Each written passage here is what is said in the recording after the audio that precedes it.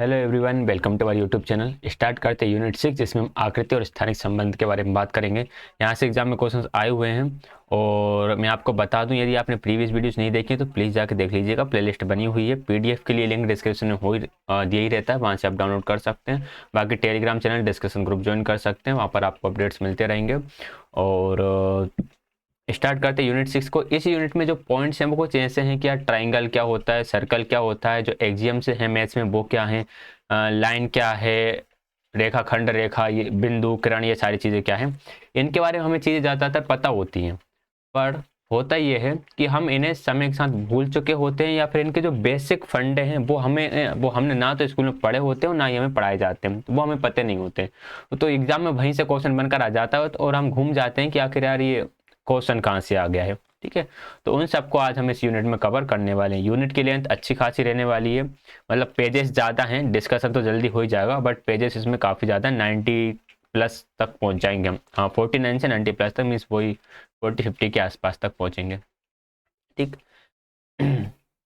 एक दीवार, एक फर्श, एक मेज का ऊपरी भाग एक तल को प्रदर्शित करता है। तल का मतलब होता है प्लेन।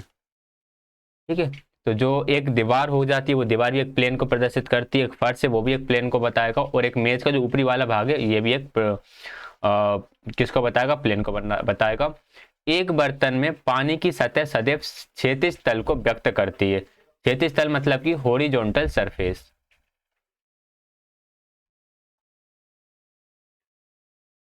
Horizontal surface. तो एक कोई बर्तन है, इस बर्तन में पानी भरा हुआ है। अब ये उसकी ऊपरी वाली जो परत है ये किसको शो करेगी, ये हॉरिजॉन्टल सरफेस को शो करती है। ठीक, इस द्विविमीय तल के दाएं बाएं और विस्तारित किया जा सकता है। अगर टू डायमेंशन तो टू डायमेंशनल एरिया है तो आप उसे लेफ्ट राइट बता सकते हो। ये एग्जाम में क्वेश्चन यहाँ से आते हैं बनकर। अपरिभाषित पद।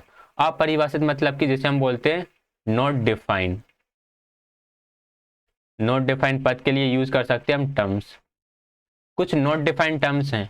देखिए, नॉट डिफाइंड टर्म्स में तीन टर्म्स आती हैं। कौन कौन सी तीन टर्म्स आती हैं? एक तो हमारा आता है बिंदु, बिंदु जिसे हम बोलते हैं पॉइंट। एक हमारी आती है रेखा, जिसे हम बोलते हैं लाइन। और तीसरा हमारा आता है समतल, समतल या तल, जिसे हम बोलते हैं प्लेन। ये तीन टर्म ऐसे हैं जिनको डिफाइन नहीं किया जा सकता, इन्हें आपको समझना ही होता है कि यार ये चीज ऐसी की ऐसी ही है। समतल या तल कुछ भी लिखा आ सकता है इसके लिए। तो किसी पद का ज्ञान उसकी परिभाषा से निकलता है, ये तो हम जानते हैं। The knowledge about a term is derived from its definitions. किसी भी चीज के बारे में अगर आपको जानकारी चाहिए तो उसकी डेफिनेशन से आपको पता चलेगी। जैसे कि आप कई लोग हैं जिन्होंने अधिगम की परिभाषा दे रखी है। अब जिन्होंने अधिगम की परिभाषा दे रखी है, उन परिभाषाओं को पढ़ने के बाद हमें अधिगम के बारे में पता चलता है। ठीक है, अगर हम कंप्यूटर की बात करें तो कंप्यूटर, चलो कंप्यूटर ज़्यादा अलग बात होगी। अगर हम उसकी बात करें, जैसे आपने बचपन में नाउन की डेफिनेशन याद करिए, नाउन की डेफिनेशन से हमें नाउन के बारे में पता चलता है नाउन क्या है। मैथमेटिक्स में आ जाए, अगर हम स्क्वायर की डेफिनेशन पढ़ते हैं कि या क्वाड्रिलेटर है वो all sides equal and all angles are equal at 90 degree, तो यहाँ से हमें स्क्वायर की डेफिनेशन से एक शेप क्लियर होता है कि यार एक ऐसा फिगर होगा जिसकी चारों साइड्स इक्वल होंगे और जिसके चारों एंगल 90 डिग्री के होंगे। ठीक, तो डेफिनेशन से उस जो भी कॉन्सेप्ट है उसके बारे में हमें पता चलता है। लेकिन कुछ टर्म ऐसे हैं जिनकी डेफिनेशन नहीं है। प्रायः प्रकरण से संबंधित मूल पदों को परिभाषित करना संभव नहीं होता। ऐसे पदों को परिभाषित शब्द कहा जाता है। यहाँ परिभाषित नहीं आएगा, यहाँ पर आएगा अपरिभाषित, ये थोड़ा इनका एरर है। ऐसे शब्दों को अपरिभाषित शब्द कहा जाता है। Often it does not become possible to define the basic terms related to a topic. Such terms are known as undefined term. इन्हें क्या बोलते हैं? अनडिफाइंड टर्म बोलते हैं, जिनको डिफाइन करना पॉसिबल नहीं होता। ऐसे टर्म तीन है: बिंदु, रेखा, तल, पॉइंट, लाइन एंड प्लेन। इनकी कोई डेफिनेशन नहीं होती है। ज्यामिति के मूल एक्सियम्स, ये एक्सियम्स किसने दिए थे? यूक्लिड ने दिए थे। इन्हें यूक्लिड के एक्सियम्स नेम से भी आ जाते हैं। 9th क्लास की जो एनसीईआरटी है ना, जो मैथ्स वाली है, उसमें दे रखा है, और शायद चैप्टर 5 है ये। मैंने इन बच्चों को पहले कोचिंग पढ़ाया हुआ है, तो मुझे मतलब स्कूल में भी पढ़ाया हुआ है, तो मुझे ये याद है। 9th की एनसीईआरटी में चैप्टर 5 में आपको ये सारी चीज़ें मिल जाएंगी। इनको आपको एज इट इज याद करना है, क्योंकि इनमें से कोई ना कोई सा भी उठकर एग्जाम में आ जाता है। या तो इनमें से 4 आ जाएंगे और एक मतलब 3 इनमें से आ जाएंगे, एक कुछ और लिख देंगे, बोलेंगे ये है या फिर नहीं है। ठीक, इनमें से कौन से ज्योमेट्री का मूल एक्सियम है, कौन से नहीं है। हिंदी में भी दे रखे हैं और इंग्लिश में भी दे रखे हैं। ये इंग्लिश में दे रखे हैं मैंने, टाइप करें अलग से, ऐसे आप पढ़ लीजिएगा। और हिंदी में तो ये है ही। मूल एक्सियम्स यानी अविग्रहित क्या होते हैं? देखिए एक्सियम्स ऐसी चीज है, पहले तो ये समझ लो एक्सियम्स मतलब क्या, अविग्रहित मतलब क्या। एक्सियम्स ऐसे पद हैं जिन्हें परिभाषित करने की जरूरत हमें नहीं होती है, इन्हें हमें प्रूफ करने की जरूरत नहीं है, इन्हें हमें सिद्ध करने की जरूरत नहीं है। जैसे फर्स्ट एक्सियम से लिखा हुआ है कि प्रत्येक रेखा या सरल रेखा और तल बिंदुओं का समुच्चय है। जो प्रत्येक रेखा होती है वो किसका है? तल में जितने भी पॉइंट्स है इनका एक सेट होती है। ठीक है, every line and plane is a set of a point. हर एक रेखा और हर एक प्लेन जो पॉइंट्स होते हैं, पॉइंट्स का एक सेट होता है। समझना जरा ये क्या बोलना चाह रहे हैं। अगर मैं बहुत सारे पॉइंट्स ऐसे ऐसे बना दूं, थोड़ा बड़ा कर लेते हैं इसे,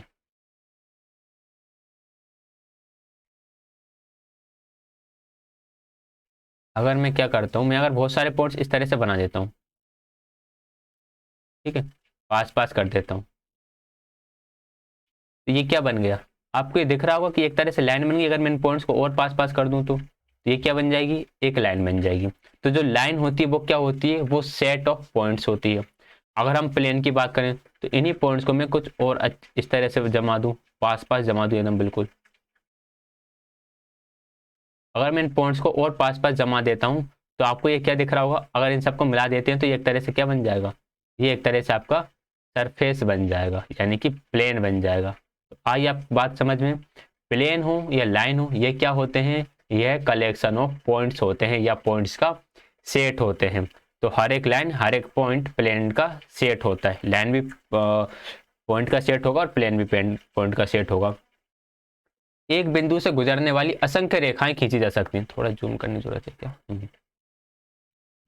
एक बिंदु से गुजरने वाली असंख्य रेखाएं खींची जा सकती है। मतलब मैंने एक पॉइंट लिया, तो इस पॉइंट से मैं कितनी लाइनें ड्रॉ कर सकता हूँ? मान लो ये मैंने पॉइंट ले लिया, इस पॉइंट से एक लाइन इस तरह से ड्रॉ हो सकती, एक यहाँ से ड्रॉ हो सकती, एक यहाँ से, एक यहाँ से, एक यहाँ से, इसी तरह से इन्फिनिटी लाइन ड्रॉ हो सकती हैं।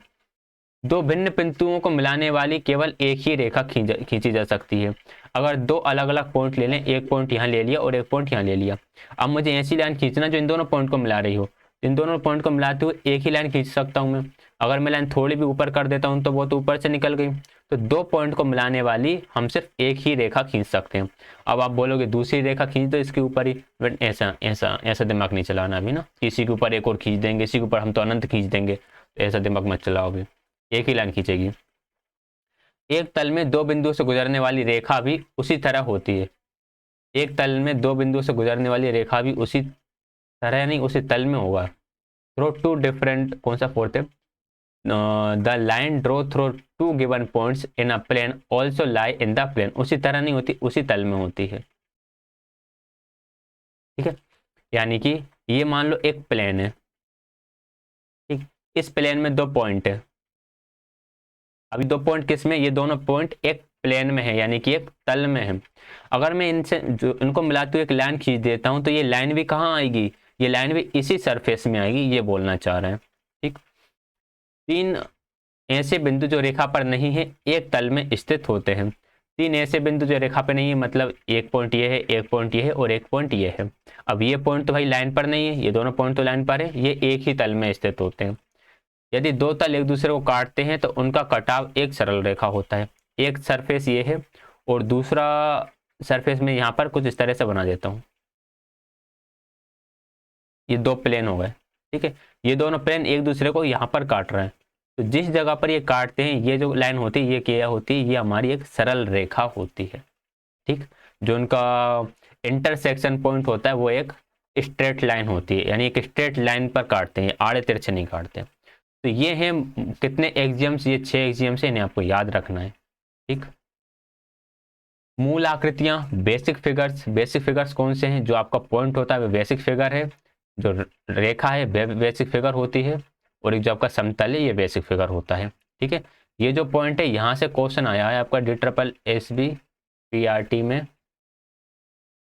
क्वेश्चन ये जो लिखा हुआ है ना, ये आया था ये जो लिखा हुआ स्टेटमेंट, ये स्टेटमेंट यहाँ से यहाँ तक लिखा हुआ आया था कि दो बिंदु यदि ए बी और सी तीन भिन्न भिन्न बिंदु हैं जो कि एक सीधी रेखा A B plus B C बराबर ए सी पर स्थित है, यानी ये रेखा कुछ इस तरह से है, इसमें हम ए बी को ऐड करें और बी सी को ऐड करें तो हमें ए सी मिल जाएगा। ठीक, तो इससे हम कैसे डिनोट कर सकते हैं? इसे हम ऐसे डिनोट कर सकते हैं ए बी सी या फिर सी बी ए। ठीक, इसे ही क्या बोला जाता है? इसे बिटवीननेस बोला जाता है, यानी कि मध्यता बोला जाता है। भाई बीच में कौन सा पॉइंट है? अगर ये वाली कंडीशन सेटिस्फाई होती है तो बीच वाले पॉइंट को दर्शाने की विधि क्या है कि ए बी सी करके शो करो या बी ए सी करके शो करो। ठीक, और अगर ये नॉट इक्वल हो तो फिर ये कंडीशन फॉलो नहीं होगी। अगर ये नॉट इक्वल होते, मान लो ऐसी कंडीशन हो कि A B plus B C is not equal to A C, ज़्यादा हो सकता है या कम हो सकता है, इसका मतलब ये है कि जो पॉइंट ए है, पॉइंट बी है और जो पॉइंट सी है, यह एक सीधी रेखा में नहीं है, ये आड़े तिरछे कहीं पर भी है। ए बी सी ये सीधी लाइन में नहीं है, ये आगे पीछे आपको शायद दिख नहीं रहा होगा, ये सीधी लाइन में नहीं है। अगर ए बी सी इस तरह से हो तो ये आगे पीछे कहीं भी हो सकते हैं। ठीक है बात? तो बिटवीननेस की डेफिनेशन ध्यान में रखिएगा, एग्जाम में आ चुकी है। अब बिटवीननेस की आ चुकी है तो मान लो ये ना आए तो इसके नीचे इतनी सारी, इनमें से कोई सी आ जाएगी। ठीक है, रेखाखंड क्या होता है? दो भिन्न बिंदु ए और बी और उनके बीच के बिंदुओं के समूह को रेखाखंड कहते हैं। बिंदु ए बी के द्वारा निर्धारित करता है, इसे ए बी के द्वारा व्यक्त करते हैं। जैसे कि बहुत सारे दो पॉइंट हैं, पॉइंट ए है और पॉइंट बी है, इन दोनों पॉइंट्स के बीच में जितने भी पॉइंट्स हैं, इन सारे पॉइंट्स के सेट को हम बोलते हैं रेखाखंड। रेखाखंड कुल मिलाकर ये याद रखिएगा, रेखाखंड किसका पार्ट है? रेखाखंड रेखा का ही पार्ट है। ये हमारी पूरी एक रेखा होती है, इस रेखा को अगर मैं यहाँ से यहाँ तक काट दूं तो ये जो ए बी आएगा वो हमारा रेखाखंड आएगा। इसके दो अंत बिंदु होते हैं, ये याद रखिएगा, ए और बी क्या कहलाएंगे? इसके अंत बिंदु कहलाएंगे। रेखाखंड सदैव रेखा का भाग होता है और इसके दो अंत बिंदु होते हैं। रेखाखंड को इंग्लिश में बोला जाता है लाइन सेगमेंट। ठीक, रेखाखंड की लंबाई की परिभाषा, दोनों रेखाओं के अंत बिंदुओं के बीच की दूरी को रेखाखंड की लंबाई कहते हैं। किरण क्या होता है? जिसका एक प्रारंभिक बिंदु हो। ठीक, जिसका एक दिशा में बढ़ा सकते हो और एक प्रारंभिक बिंदु, मतलब एक पॉइंट तो इसका फिक्स हो गया और आप इसको दूसरी डायरेक्शन में आप कहीं तक भी बढ़ा सकते हो, तो ये आपकी किरण होती है। किरण को इंग्लिश में बोलते हैं रे। रेखा युग्म मतलब कि लीनियर पेयर। तो जब भी दो लाइनें होती हैं तो वो लीनियर पेयर कहलाती हैं। ये जो लाइन है ये कैसी है? ये आपकी पैरेलल लाइन है, यानी समांतर लाइन है। समांतर लाइन क्या होती है? जो कभी एक दूसरे को नहीं काटती, इन्हें हम बोलते हैं पैरेलल लाइन। ये कौन सी? ये हमारी प्रतिच्छेदी रेखाएं। प्रतिच्छेदी रेखाएं जो एक दूसरे को किसी भी एक पॉइंट पर काटती हैं, इन्हें हम बोलते हैं इंटरसेक्टिंग लाइन।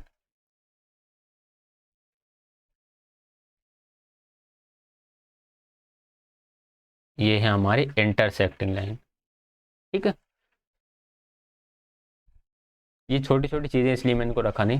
ट्रांसवर्सल लाइन क्या होती है? युग्म रेखाओं का तिर्यक छेदी रेखा। कोई भी दो लाइनें हैं, उन दोनों लाइनों को अगर एक तीसरी लाइन काट रही है, जो थर्ड लाइन होती है उसे हम बोलते हैं ट्रांसवर्सल लाइन। ठीक है, जैसे ये दोनों पैरेलल लाइन है, इन दोनों पैरेलल लाइन को कौन काट रही है? टीबी काट रही है, तो इस टीबी को बोलेंगे हम ट्रांसवर्सल लाइन या फिर transversal of a pair of lines, जो दो रेखाओं को काटे। समांतर रेखाओं के गुण, समांतर रेखाओं के गुणों के बारे में आगे डिस्कस करेंगे, कैसे कैसे गुण हैं इनके। अभी अभी मैंने इसके बारे में कुछ नहीं बताया, समांतर रेखाओं के गुणों के बारे में बात करेंगे इनके बारे में हम। समथिंग मिसिंग, अच्छा समथिंग मिसिंग लिखा है, मतलब यहाँ पर कुछ मिस है। कोण की परिभाषा दी हुई है, यदि ए बी और सी तीन असंरेखी बिंदु हैं तब किरण ए बी और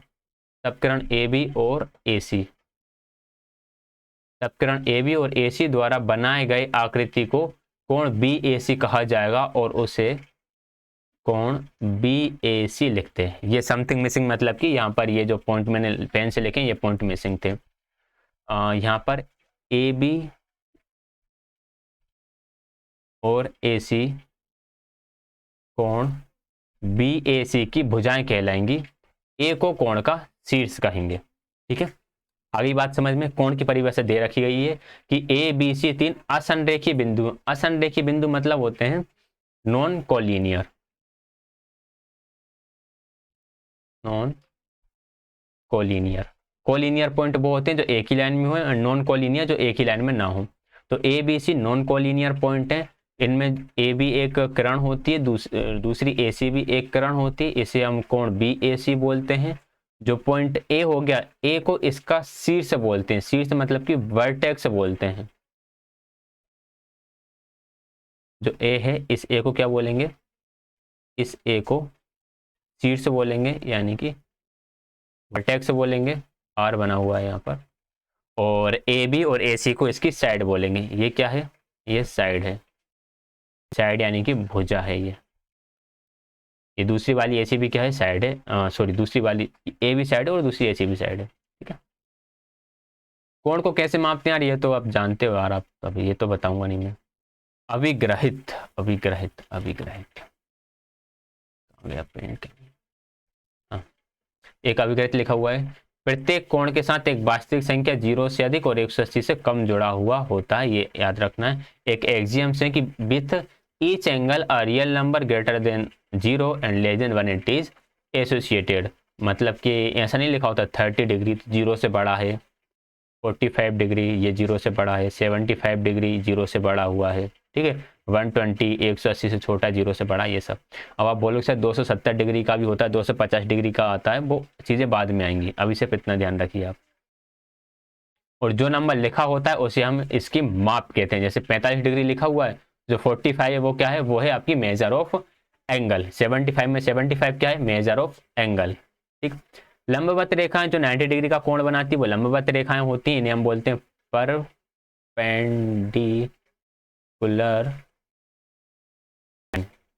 ठीक, समद्वि भाजक कोण, समद्वि भाजक कोण यार मतलब एक एंगल ऐसा हो जो इसको बीच में से काट रहा हो, उसे समद्वि भाजक कोण बोलते हैं। इसे हम बोलते हैं कि एंगल बाइसेक्टर। छोटी छोटी चीजें जनरली पता होती है, इसलिए इनको मैंने रखा नहीं। कोणों का वर्गीकरण, भाई जिसकी माप 0 से 90 के बीच में उसे न्यून कोण बोलते हैं, एक्यूट एंगल। 90 डिग्री का समकोण होता है, राइट एंगल। और 90 से 180 वाला हो उसे अधिक कोण बोलते हैं, उसे हम ऑब्ट्यूज एंगल बोलते हैं। ठीक, न्यून कोण, समकोण, अधिक कोण। कोणों के युग्म, आसन्न कोण, आसन्न कोण मतलब कि adjacent angle, adjacent angle.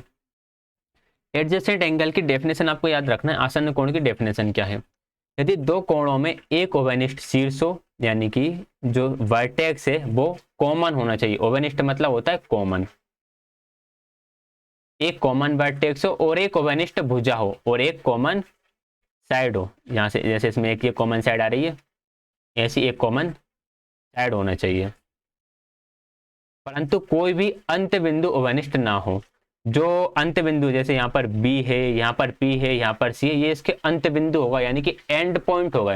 And point common ना हो, ऐसे कोणों को आसन्न कोण कहते हैं। क्या बोला इन्होंने, इन्होंने बोला कि जो वर्टेक्स कॉमन होना चाहिए, एक साइड कॉमन होना चाहिए, और जो तीनों एंड पॉइंट है वो कॉमन नहीं होना चाहिए। इसे हम एडजेसेंट एंगल बोलते हैं, यानी कि कॉमन एंगल बोलते हैं। पूरक कोण क्या होते हैं, जब दो कोणों का योग 90 डिग्री होता है तो ये पूरक कोण कहलाते हैं, जिन्हें हम क्या बोलेंगे, कॉम्प्लीमेंट्री एंगल।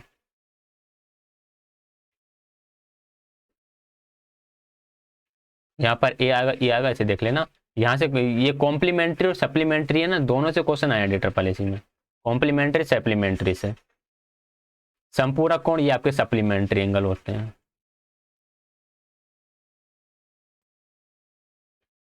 ठीक, जिनका योग कितना होता है 180 होता है, वो सप्लीमेंट्री एंगल। ऊर्ध्वाधर सम्मुख कोण, vertically opposite angle. Vertically opposite angle को ऊर्ध्वाधर सम्मुख कोण बोलते हैं। जैसे कि ये एंगल है, इसका जस्ट अपोजिट एंगल क्या है, इसका जस्ट अपोजिट एंगल ये हो गया। बस ये याद रखना है हमें, जो वर्टिकली अपोजिट एंगल होते हैं वो हमेशा इक्वल होते हैं। Angle AOC is equal to angle BOD। ये दोनों वर्टिकली अपोजिट एंगल हैं और ये दोनों इक्वल भी हैं। इसी प्रकार ये वाला एंगल इस वाले एंगल के इक्वल हो जाएगा। ठीक है। तिर्यक छेदा द्वारा बनाए जाने वाले कोण, ट्रांसवर्स, तिर्यक छेदी रेखा होती है ट्रांसवर्सल लाइन। ट्रांसवर्सल लाइन अब ये जो एंगल बनाती है इसमें कुछ एंगल्स इक्वल होते हैं। कौन कौन से एंगल इक्वल होते हैं?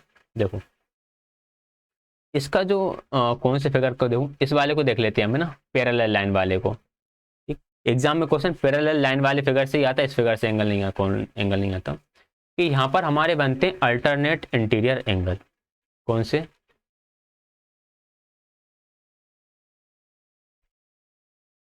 अल्टरनेट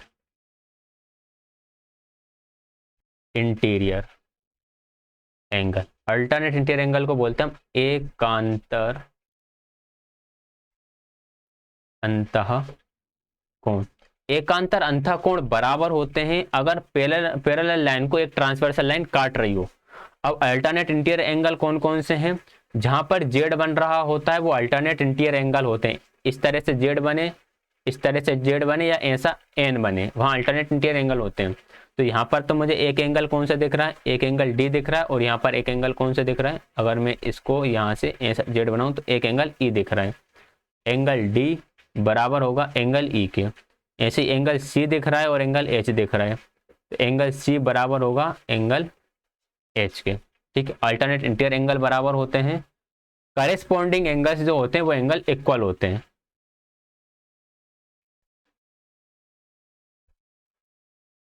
करेस्पॉन्डिंग एंगल जो होंगे वो इक्वल होंगे। करेस्पॉन्डिंग एंगल मतलब जो इसके साथ में बन रहे हो।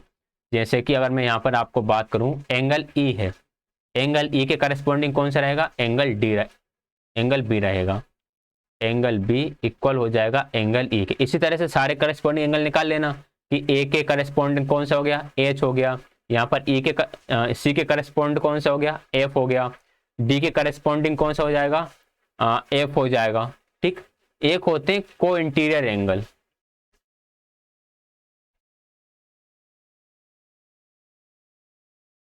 को इंटीरियर एंगल कौन से होते हैं? जो दोनों एंगल अंदर बन रहा है। करस्पॉन्डिंग एंगल को हिंदी में बोलते हैं संगत कोण। और को इंटीरियर को यार, को इंटीरियर के यार मैं हिंदी भूल गया है ना, को इंटीरियर का मैं हिंदी भूल गया, तो उसको थोड़ा समझ लेना। को मतलब साथ में, और इंटीरियर मतलब अंदर। साथ में हो और अंदर हो। साथ में और अंदर तो मुझे एक सी दिख रहा है और एक मुझे ई दिख रहा है, तो इनका सम होता है 180 degree. Angle C plus angle E is equal to, इनका सम होता है 180 डिग्री। ठीक है। को इंटीरियर ऐसे याद रखना, साथ में हो और अंदर हो। तो सी और ई साथ में और अंदर है, तो एक को इंटीरियर एंगल होगा, इनका सम 180 डिग्री होता है। ठीक। अच्छा, जैसे अल्टरनेट इंटीरियर एंगल होते हैं ऐसे ही अल्टरनेट एक्सटीरियर एंगल भी होते हैं। इंटीरियर होते हैं ऐसे एक्सटीरियर भी होते हैं। एकांतर बाह्य कोण, एकांतर बाह्य कोण कौन सा हो जाएगा? यहाँ पर एंगल कौन सा बन रहा है? जैसे मैं आपको एग्जांपल के तौर पे बताऊं, इसे मिटा दे रहा हूं मैं सबको।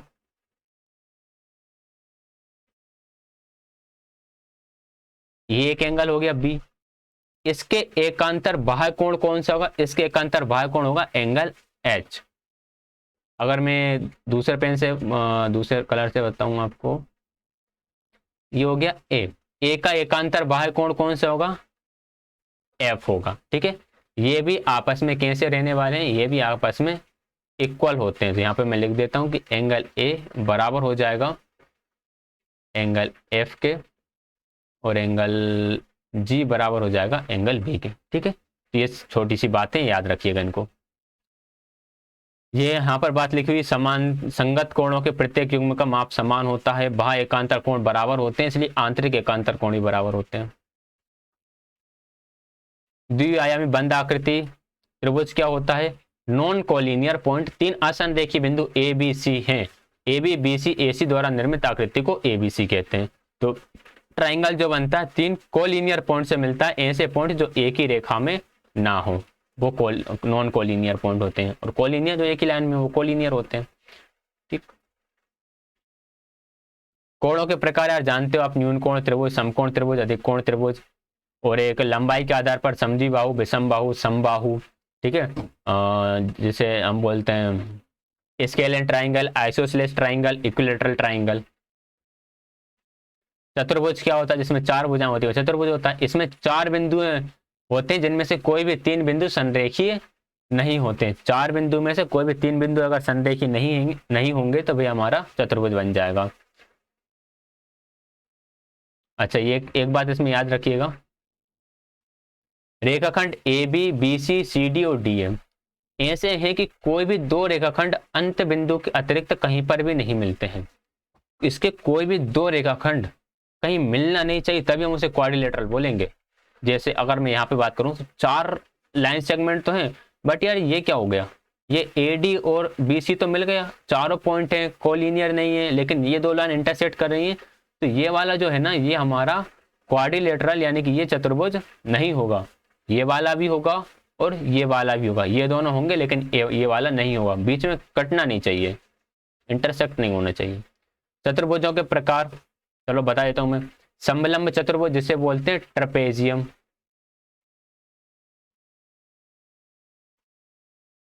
यही स्पेलिंग होती है ट्रपेजियम की। ट्रपेजियम होता है हमारा समलंब चतुर्भुज जिसमें लाइन का एक पेयर समांतर होता है। ठीक, एक पेयर कैसा हो, समांतर यानी कि पैरेलल हो, जैसे ए बी और सी डी ये कैसी पैरेलल हैं।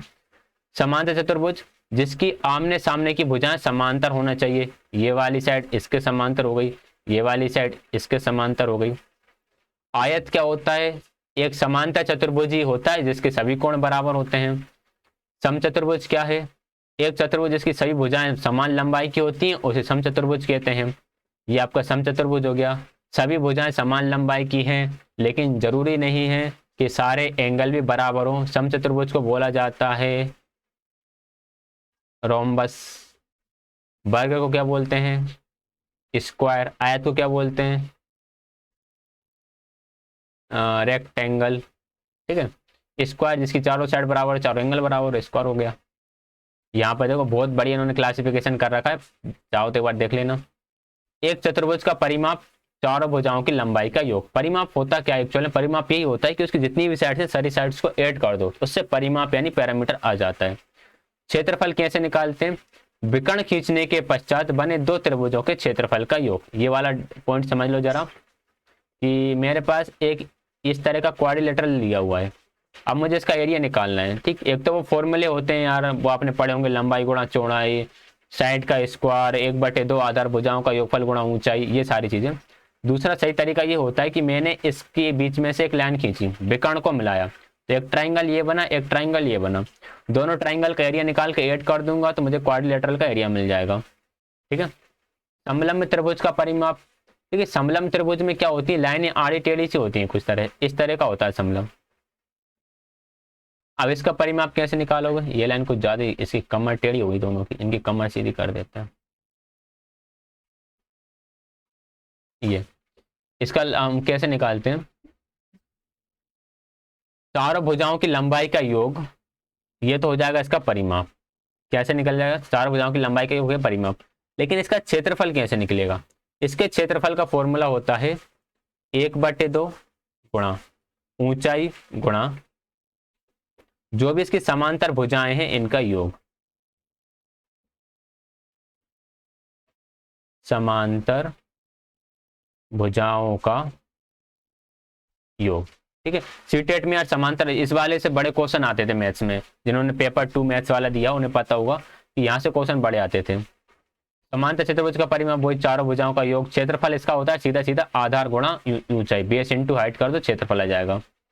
आयत का परिमाप तो पता ही होता है, समचतुर्भुज का परिमाप तो भाई वही चारों भुजाओं का योग कर दो। इसका क्षेत्रफल होता है विकर्णों का गुणनफल, AC इंटू BD, याद रखिएगा। समचतुर्भुज का क्षेत्रफल होता है विकर्णों का गुणनफल, विकर्ण मतलब डायगोनल्स। वर्ग तो जानते ही हो। वृत्त क्या होता है, वृत्त वक्र रेखा द्वारा किसी समतल पर घेरे गए स्थान की द्विआयामी आकृति होती है। The fixed point is known as the center of a circle and the fixed distance is known as the radius. Radius and center क्या होगा कि जिस पॉइंट से आप इसे बनाते हो वो सेंटर है, और जिस डिस्टेंस को लेकर बनाते हो जो फिक्स्ड डिस्टेंस होती है हर एक पॉइंट पर सेम होती है उसे हम रेडियस बोल देते हैं।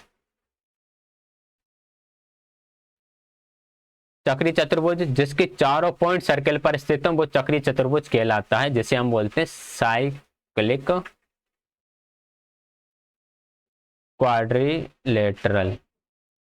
साइक्लिक क्वाड्रिलेटरल से क्वेश्चन आया हुआ है DSSB में, ठीक, याद रखिएगा इस पॉइंट को।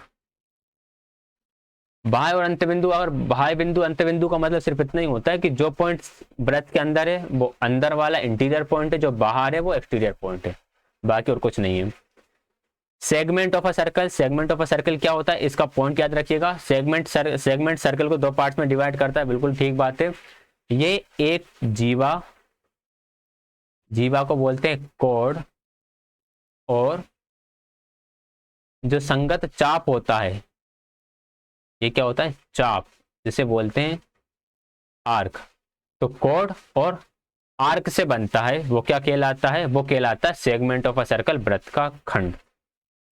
वृत्त के खंड के गुण याद रखिएगा, यहां से क्वेश्चन बनकर आया हुआ है कि एक ही चाप पर अंतरित कोण बराबर होते हैं, अर्थात एक ही खंड पर बने कोण बराबर होते हैं। अर्धवृत्त पर अंतरित कोण समकोण होता है। ये क्वेश्चन सबसे ज्यादा फेमस है कि सेमी सर्कल पर जो एंगल बनता है वो कैसा होगा, समकोण होगा। मतलब ये जो एंगल है, ये एंगल हमारा 90 डिग्री का होगा, क्योंकि ये एंगल बना हुआ है हमारा सेमी सर्कल पर। ये ऊपर ऊपर का क्या बचा, सेमी सर्कल ही बना। और यहाँ पर क्या बोला था कि एक ही चाप द्वारा अंतरित कोण बराबर होते हैं। जैसे कि पॉइंट ए और पॉइंट डी, ये क्या हो गया, ये एक सेम आर्क हो गया, ये सेम आर्क हो गया एडी, ठीक। अब इस चाप से दो कोण बन रहा है, एक कोण तो ये वाला बन रहा है यहां पर, और एक कोण ये बन रहा है सी। तो जो एंगल बी होगा वो एंगल सी के बराबर होगा, ठीक है।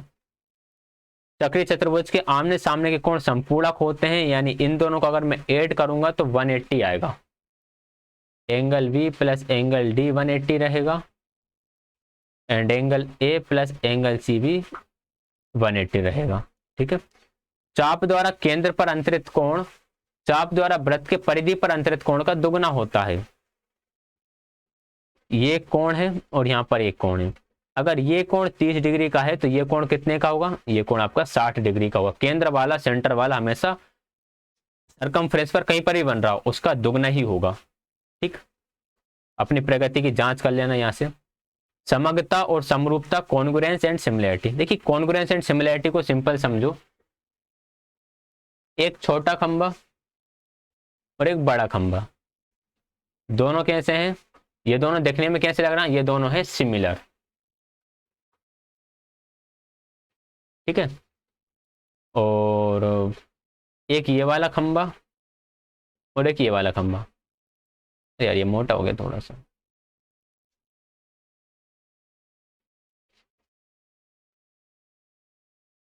ये वाला खंबा, दोनों की हाइट सेम है, हाइट सेम मानो इनकी, दोनों की हाइट कैसी है, इन दोनों की हाइट सेम है, और दोनों दिख भी एक जैसे रहे और हाइट भी सेम है, ये आपके कॉन्ग्रुएंस होते हैं। कॉन्ग्रुएंस मतलब कि सर्वांग सम। अगर मैं दोनों हाथों की हथेलियों की बात करूं, ये हथेलियां कैसी, ये कॉन्ग्रुएंस है, ये देखने में भी सेम है, दोनों का आकार भी सेम है, दोनों का वेट भी सेम है, ठीक है। और अगर मैं एक बड़ा पेन एक छोटे पेन की बात करूं, एक बड़ी पेंसिल एक छोटी पेंसिल की बात करूं, तो ये सिमिलर होते हैं। रेखाखंड की सर्वांग समता, अगर दोनों रेखाखंड बराबर है तो रेखाखंड की सर्वांग समता कहते हैं। DSSB में आया हुआ क्वेश्चन है। कोणों की सर्वांग समता, ये क्वेश्चन भी आया हुआ है, रेखाओं वाला आया था एक शिफ्ट में कोण वाला आया था कि दो कोण अगर बराबर है तो दो उन कोणों को हम सर्वांग सम बोलेंगे। त्रिभुज की सर्वांग समता के लिए कुछ प्रतिबंध है, प्रतिबंध DSSB में बहुत बार आए हुए हैं, ठीक है। SAS मतलब कि एक ट्राइंगल की दो साइड दूसरे ट्राइंगल के दो साइड के बराबर हो और उनके बीच बना एंगल बराबर। जैसे यहाँ पे बताया इन्होंने कि इसकी AB साइड PQ साइड के बराबर है, इसकी BC साइड QR के बराबर है, और इसका एंगल भी एंगल Q के बराबर है। ध्यान रखिएगा दोनों साइड के बीच में जो एंगल बन रहा है वही एंगल इक्वल होना चाहिए। इसके अलावा अगर A और P दे देंगे, C एंड R दे देंगे तो नहीं होगा, बीच वाला एंगल ही बराबर होना चाहिए। अगला बोला इन्होंने साइड साइड साइड, तीनों साइड बराबर हो तो वो उसे हम कॉन्ग्रुएंट बोल देते हैं।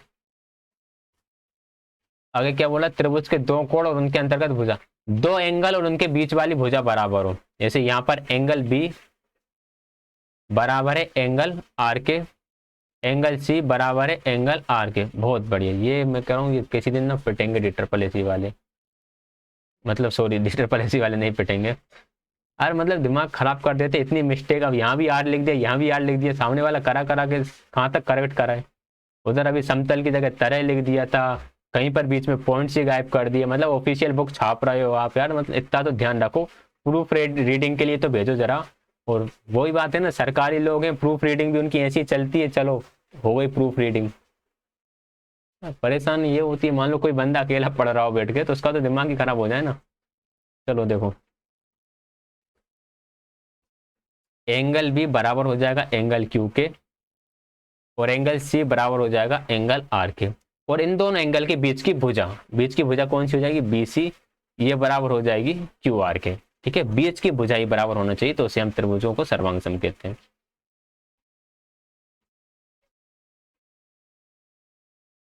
R H right angle hypotenuse side, R H S का मतलब होता है राइट एंगल, आर से राइट एंगल, एच से हाइपोटेनियस और एच से साइड। हाइपोटेनियस मतलब कौन, एक त्रिभुज की कोई भी साइड ले लो और एक आपका हाइपोटेनियस ले लो, और एक एंगल अगर बराबर हो तो वो ट्राइंगल भी आपके समरूप होते हैं, सर्वांग सम होते हैं। सर्वांग सम त्रिभुजों के क्षेत्रफल बराबर होते हैं, याद रखिएगा। त्रिभुजों की समरूपता, समरूपता में देखो दो पहलू होते हैं, आकार और साइज। ठीक है, आकार बराबर हो या ना हो, लेकिन साइज बराबर होना चाहिए, तो हम उसे बोलेंगे कि वो समरूप है। दो व्यक्ति एक ही व्यक्ति की दो फोटो नेगेटिव से बनाया हो, लेकिन दो फोटो अलग अलग हो, मतलब कि एक फोटो तो आपकी छोटी सी हो जो आपने एल्बम में लगा रखी हो, एक उसी फोटो को आपने बड़ा करके बड़ी बेहतरीन दीवार पे लगा रखा हो। ऐसा भारत का मानचित्र पुस्तक में छपा है और दीवार पे बना हुआ है, अब भाई भारत का मानचित्र तो सेम ही रहेगा, मतलब क्या बोलेंगे, शेप तो सेम रहेगा, बस साइज अलग अलग रहेगा। परावर्तन और सम्मिति, परावर्तन और सम्मिति से क्वेश्चन आया ट्रिपल एसवी में, इतने सारे क्वेश्चन आए नहीं यूनिट से, सोचो अब आप छोड़ देते हो उनको। रिफ्लेक्शन एंड सिमेट्री, देखिए जैसे साइंस में रिफ्लेक्शन होता है वैसे रिफ्लेक्शन इसमें होता है। अगर हम रेखा के रिफ्लेक्शन की बात करें, ये क्या लिखा हुआ है,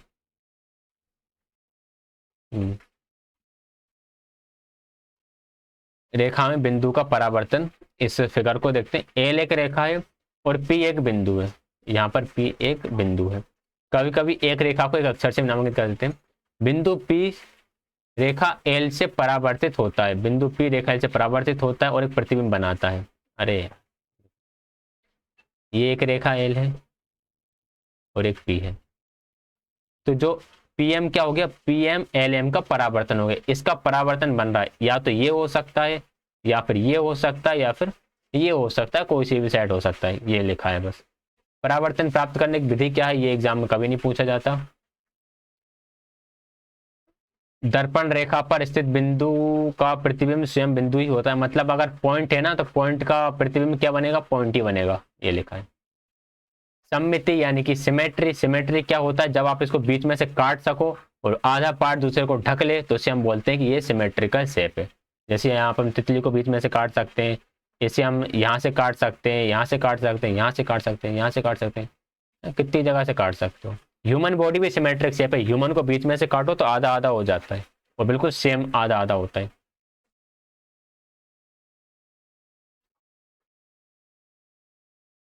रेखिक सममिति होती है, यानी कि लीनियर सिमेट्रिक होती है, अगर आप उसे बीच में से काटो और इक्वल इक्वल पार्ट्स में डिवाइड हो जाए वो। जैसे ए का सिमेट्री लाइन हुई हो जाएगा, बी का हो जाएगा, डी का हो जाएगा, ई का हो जाएगा। इसी प्रकार अन्य आप खोज कर सकते हो, जेड तक 26 लेटर्स हैं। ये बताया कि यार इसकी सिमेट्री लाइन कितनी है, इसकी सिमेट्री लाइन कितनी है, इसमें सिमेट्री लाइन कितनी है ट्राइंगल में, एक दो, इसकी तीन सिमेट्री लाइन है, इसमें एक दो तीन चार सिमेट्री लाइन है। घूर्णन सिमेट्री, कोई चीज घूम रही है, घूम रही है, फिर वहां से सिमेट्री लाइन अगर आप निकाल है तो उसे घूर्णन सिमेट्री बोलते हैं। ठीक है,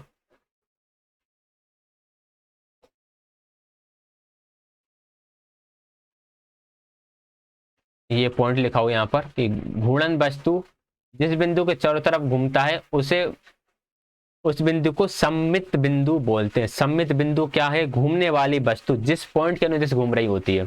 जैसे ये वस्तु है, किस पॉइंट के अनुदिश घूम रही है, ये जो बीच वाला पॉइंट है, ये जो बीच वाला पॉइंट है इस पॉइंट के अनुदिश घूम रही है, इस पॉइंट को हम बोलेंगे क्या, घूर्णन सम्मिति।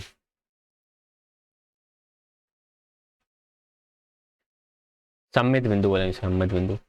त्रिविमीय आकार जो तीन दिशाओं पर समकोण पर विस्तारित होते हैं उन्हें त्रिविमीय आकार बोलते हैं, जो जो जिसमें आपके सारे 3D शेप आ जाएंगे, घनाभ आ जाएगा, घनाभ का पृष्ठीय क्षेत्रफल का फॉर्मूला याद रखिएगा, एग्जाम में पूछा जा चुका है। और घनाभ के आयतन का फॉर्मूला भी DSSS एग्जाम में आया हुआ है। अब सोचिए, आप ये फॉर्मूले आए हुए हैं, सोच सकते हो अब आप। ठीक। अच्छा, घनाभ के फॉर्मूले को ना रटना नहीं, याद रखना समझकर, कि ऊपर और तलीय पृष्ठ का क्षेत्रफल, दाएं और बाएं पृष्ठ का क्षेत्रफल, सामने और पीछे के पृष्ठ का क्षेत्रफल। कई बार क्वेश्चन ऐसा घूम के आ जाता है कि ऊपर से खुला हुआ है, नीचे से खुला हुआ है, साइड से खुला हुआ है, तब इसका पृष्ठीय क्षेत्रफल कैसे निकालोगे। तो ध्यान रखो, इस एक बात को समझ लो। यहाँ पर आप अपने रूम को ऑब्जर्व करो, जिस रूम में आप बैठे हुए हो। इसको ऑब्जर्व करना है, जिस रूम में आप बैठे हुए हैं उस रूम को ऑब्जर्व करना है आपको।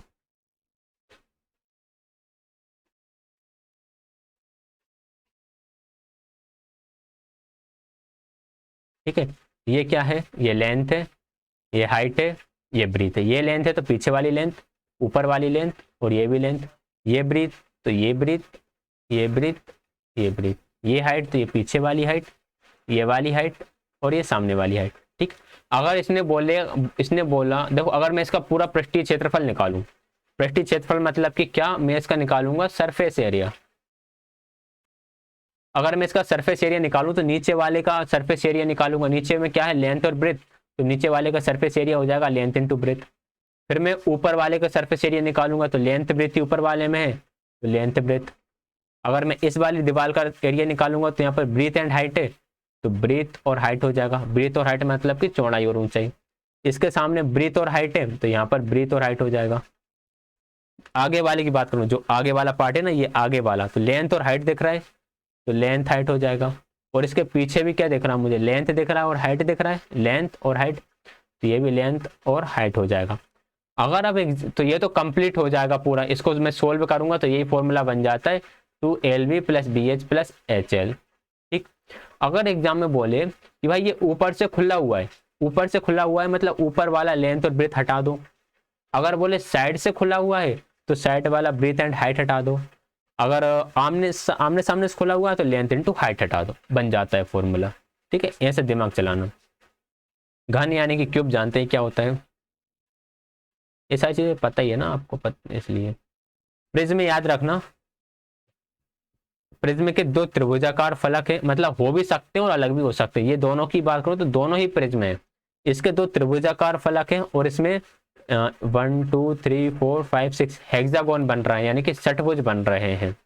और इसके तीन आयतक सामान्य आधार कहते हैं, तीन आयताकार फलक भी हैं, त्रिभुज की भुजाओं के लंबवत है। ये पृष्ठ पार्श्व फलक लेटरल सरफेस कहलाते हैं। ये जो आयताकार फलक है, ये जो बन रहा है, इसे हम बोलते हैं लेटरल फेसेस। ठीक है, दो प्रिज्मों के बीच की दूरी, यानी कि यहां से लेके यहां तक के बीच की दूरी को प्रिज्म की ऊंचाई बोलते हैं। ठीक।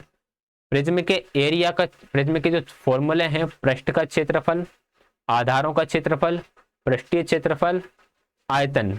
यहां से क्वेश्चन एक बार आया है SSC में, एक बार प्रिज्म से क्वेश्चन आया है। क्षेत्रफल निकालने के लिए ऊंचाई इंटू आधार का परिमाप कर दो। आधार का क्षेत्रफल निकालने के लिए आधार का जो भी क्षेत्रफल निकालोगे उसका दोगुना कर दो। आधार अगर त्रिभुजाकार है तो त्रिभुज का निकाल लो, आधार अगर चतुर्भुजाकार है मतलब क्वाड्रिलेटरल है, क्वाड्रिलेटरल निकाल लो, पंचभुज टाइप है तो उसका निकाल लो।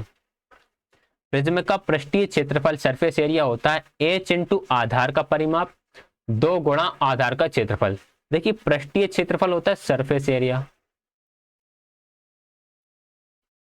और यहां लिखा था पार्श्व पृष्ठ का क्षेत्रफल, यानी कि लेटरल सरफेस एरिया। जब आप लेटरल सरफेस एरिया निकालते हो ना तो उसके सिर्फ साइड साइड का एरिया निकालते हो, ऊपर और नीचे वाला पार्ट छोड़ देते हो, सिर्फ जो साइड साइड है ना उसका एरिया निकालते हो। जब आप टोटल सरफेस एरिया निकालते हो तो साइड का एरिया तो रहेगा, साथ में ऊपर का और नीचे का एरिया भी ऐड हो जाएगा। ठीक, मैं आपको इस डायग्राम से समझा देता हूँ। ये है आपका एक क्या, बेलन यानी कि सिलेंडर। अगर मुझसे बोले कि इसका लेटरल सरफेस एरिया निकालो तो सिर्फ ये जो दीवारें हैं इसका एरिया निकलेगा, और टोटल सरफेस एरिया में जो ऊपर वाला सर्कल और नीचे वाला सर्कल है इसका एरिया भी ऐड हो जाएगा। प्रिज्म का आयतन होता है आधार का क्षेत्रफल गुणा ऊंचाई। आधार का क्षेत्रफल निकालो, उसका ऊंचाई से गुणा कर दो। बेलन, बेलन जानते हैं यार, बेलन क्या होता है ये देखा ही सबने। इसका फॉर्मूला याद रखना, आयतन का फॉर्मूला होता है बेलन का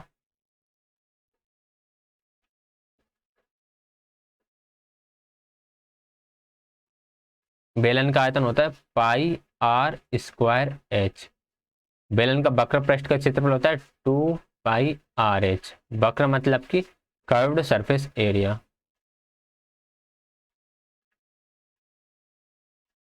curved surface area.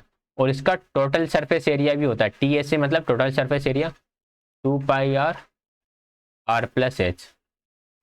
Pyramid, pyramid से क्वेश्चन आ चुका है एग्जाम में और आता ही है। पिरामिड त्रिभुजाकार आधार वाले पिरामिड के 4 शीर्ष होते हैं, 6 किनारे होते हैं, 4 फलक होते हैं। 4 शीर्ष देख लोगे, एक शीर्ष तो ये हो जाएगा, इससे समझो एक तो ये हो जाएगा।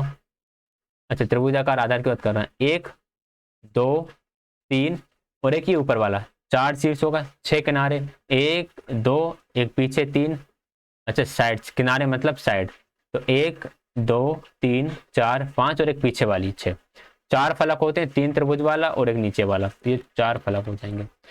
अगर चतुर्भुजाकार आधार है, आधार इसका यदि चतुर्भुजाकार है तो इसके 5 शीर्ष होते हैं, 8 किनारे होते हैं और 5 फलके होते हैं। चीजों को याद रखना। इनके फॉर्मूला, इनका एरिया और वॉल्यूम निकालने का फॉर्मूला है। हालांकि फॉर्मूला यहाँ भी लिखा हुआ, बट ये फॉर्मूला मुझे थोड़ा दिक्कत दे रहा था तो ऊपर मैंने अच्छे से लिख दिया। स्लैंट हाइट मतलब जो टेढ़ी लाइन है ना, ये इसे स्लैंट हाइट बोलते हैं, तिर्यक रेखा बोलते हैं, तिर्यक फलक या तिर्यक लाइन जो भी है।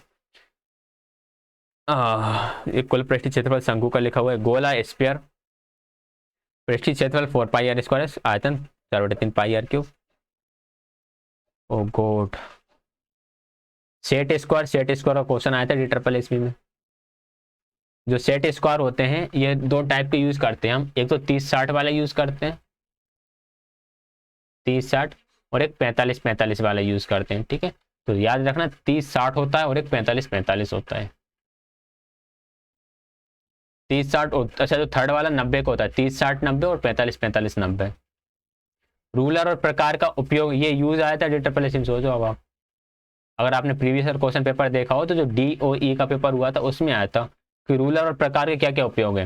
रेखाखंड की लंबाई याद कर सकते हैं, ये याद कर सकते हैं, ये जितने पॉइंट है सारे पॉइंट पढ़ लेना। पता होते हैं हमें कि हम इसका क्या क्या यूज कर सकते हैं, बट फिर भी याद रखिएगा। ठीक, पढ़ लेना इनको। इतनी बड़ी यूनिट है, आई थिंक अब खत्म है। बाकी ये सारी एक्टिविटी हैं, ये एग्जाम में नहीं पूछ जाती, ये बस आपको सिखा रहे हैं कि आप अपने बच्चों को कैसे सिखाओगे।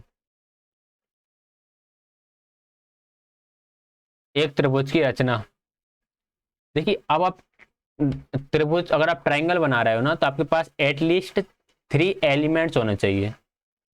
3 एलिमेंट्स या फिर 3 इंफॉर्मेशन होना चाहिए। कोई सी भी 3 हो सकती है, तीनों भुजाओं की लंबाई हो सकती है, 2 भुजाएं एक कोण हो सकता है, कोई भी 2 भुजाएं एक कोण हो सकता है, 2 कोण एक भुजाएं हो सकती है, ये किसी भी ऑर्डर में हो सकते हैं। ठीक है, लेकिन अगर आपके पास क्या हो, ओनली 3 एंगल्स हो तो आप ट्राइंगल नहीं बना सकते। सिर्फ 3 कोण होने पर नहीं बना सकते, आपके पास एटलीस्ट एक साइड तो होना चाहिए। कोई भी 3 एलिमेंट हो, लेकिन 3 एलिमेंट में तीनों एंगल नहीं होना चाहिए। एक ना एक भुजा और बाकी एंगल होना चाहिए, और फिर या फिर तीनों भुजाएं हों। चतुर्भुज के लिए बताया है कि चारों भुजाओं की लंबाई हो। समचतुर्भुज के लिए सिर्फ 2 विकर्ण दे दिए हों, 2 डायगोनल दे दिए हों, 2 कोण 3 भुजाओं की लंबाई दी हो। मानते चतुर्भुज में 2 आसन्न भुजाओं की लंबाई और एक कोण की माप दे दी हो, तो हम चतुर्भुज की रचना कर सकते हैं। तो फाइनली ये यूनिट हमारी कंप्लीट होती है। समरी इसकी पढ़ लेना, सारांश इसमें दिया रखा है। वीडियो कैसी लगी ये कमेंट करके जरूर बताइएगा। पसंद आए तो लाइक शेयर कर दिया करो, कमेंट करके जरूर बताया करो, इससे पता चलता है मुझे कि आप इंटरेस्ट ले रहे हो या फिर नहीं ले रहे हो।